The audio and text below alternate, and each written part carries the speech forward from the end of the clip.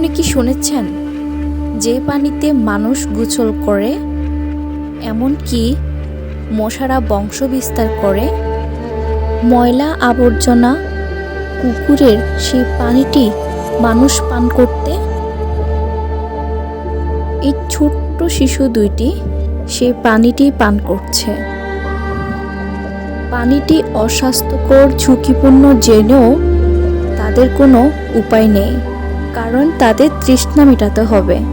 আর তৃষ্ণা মেটানোর জন্য একমাত্র উপায় তাদের জন্য এই পুকুরের পানি।